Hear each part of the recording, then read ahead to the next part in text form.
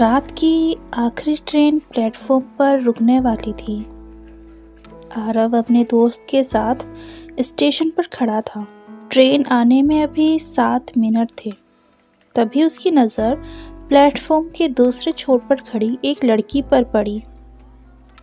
लड़की अकेली थी, बारिश में भीगी हुई थी और शायद किसी का इंतज़ार कर रही थी।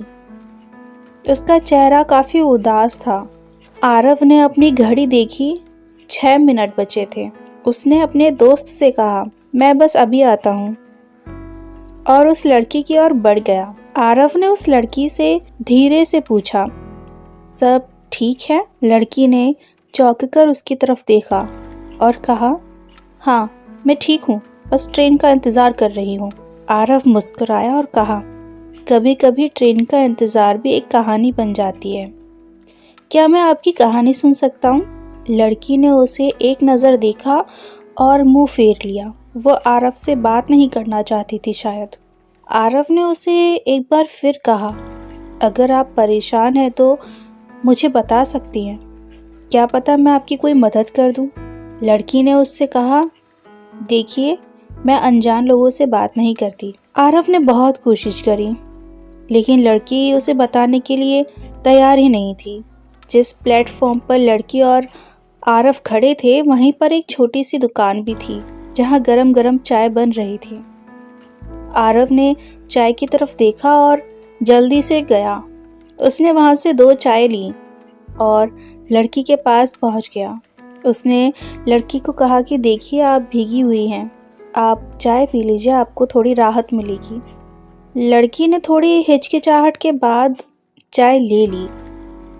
आरव ने फिर उससे कहा, देखिए गम बांटने से कम होते हैं और खुशियाँ बांटने से बढ़ती हैं। अगर आप अपनी परेशानी मुझे बताएंगी तो हो सकता है कि आपको अपनी ही कहानी में कोई हल मिल जाए। लड़की कुछ देर रुकी और फिर उसने अपनी कहानी बताई। उसका नाम नंदिनी था। वह अपने शहर से दूर नौकरी के लिए जा रही थी, लेकिन उसका दिल अभी भी अपने शहर और अपने बचपन की यादों में बसा हुआ था। आरव ने उसकी बातें ध्यान से सुनी और कहा, यादें हमें कभी पीछे नहीं खींचती, वो हमें आगे बढ़ने की ताकत देती हैं। शायद आपकी नई जिंदगी आपकी पुरानी यादों से ज़्यादा खूबसूरत हो। ट्रेन आने की घोषणा हो गई। नंदिनी ने आरव की ओर देखा और कहा, शायद आपकी बात सही है। ट्रेन चलने लगी। नंदिनी की ट्रेन प्लेटफॉर्म पर आ चुकी थी। वो जाकर ट्रेन में बैठ गई। जब ट्रेन चलने लगी तो नंदिनी ने खिड़की से झांकते हुए कहा, शुक्रिया अजनबी, 7 मिनट में आपने मुझे वो ताकत दी जो कई सालों में नहीं मिली। आरव मुस्कुराया।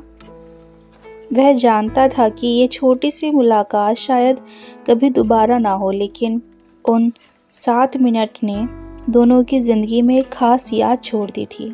कभी कभी अनजान लोग और छोटे से पल हमारी ज़िंदगी में बड़ी गहराई छोड़ जाते हैं।